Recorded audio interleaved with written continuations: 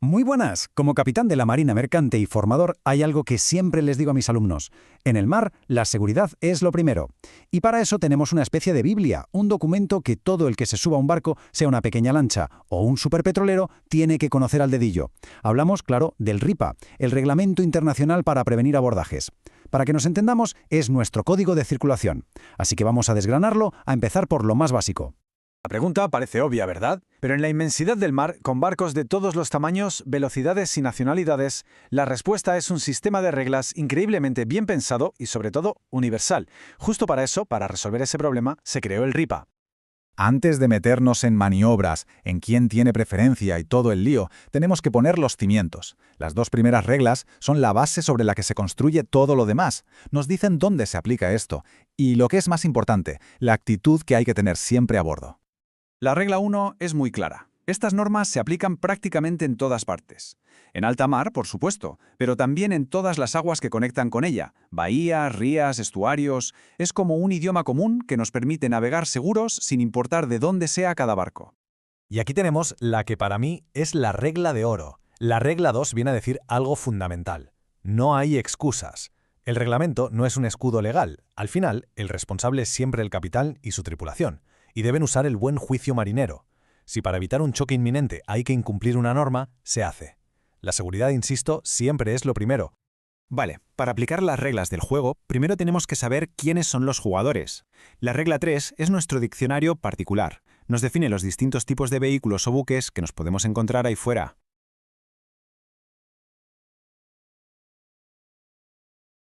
Empezamos con la definición más general. ¿Qué es un buque? Pues a efectos prácticos, casi todo lo que flota, desde una pequeña neumática hasta el portacontenedores más grande del mundo. Si se usa para transportarse por el agua, para el RIPA es un buque. Esta es sencilla. Si tiene un motor y lo está usando para moverse, es un buque de propulsión mecánica. Vamos, la grandísima mayoría de lo que veremos en el mar entra en esta categoría. Ojo aquí porque el detalle es clave. Un velero solo se considera buque a vela si navega exclusivamente con sus velas. En el mismísimo instante en que enciende el motor, aunque sea a pocas revoluciones para ayudar, a efectos del reglamento se convierte en un buque de propulsión mecánica y tiene que cumplir las normas como tal. Esto ya son palabras mayores. Un buque sin gobierno no es que no quiera apartarse, es que no puede. Pensemos en una avería grave del timón o del motor. Está literalmente a la deriva. Por eso, estos buques tienen la máxima prioridad sobre todos los demás.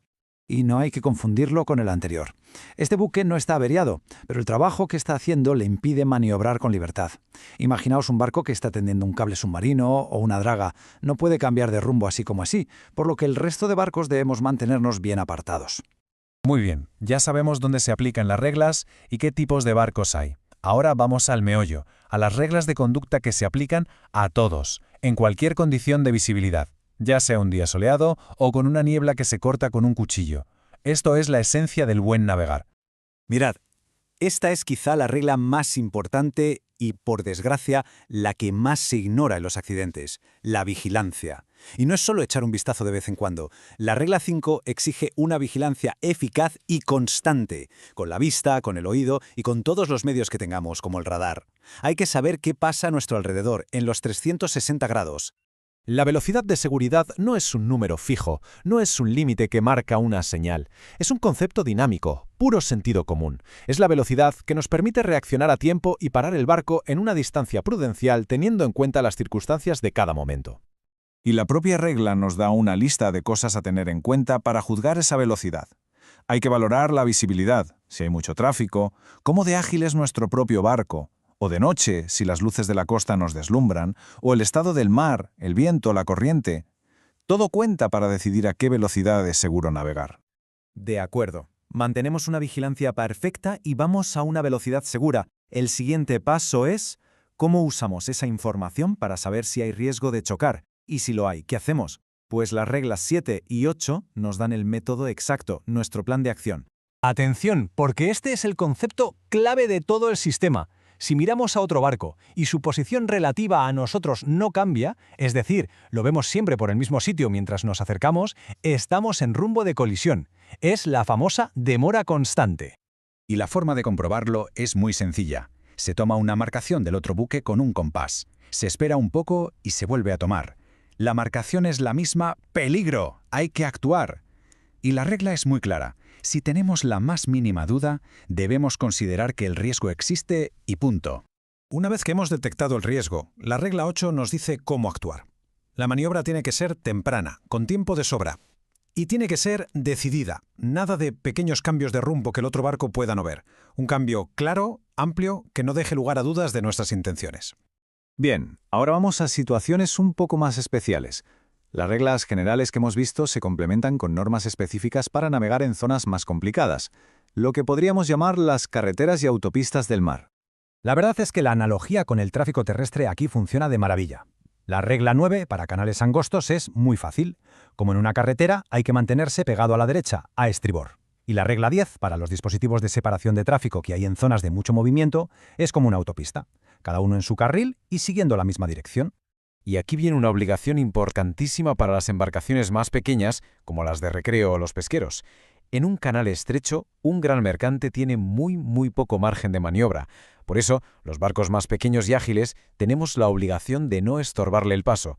La lógica es aplastante. El grande no puede apartarse, pero el pequeño sí. En resumen, estas 10 primeras reglas que hemos visto son los cimientos, la base innegociable de la seguridad en el mar.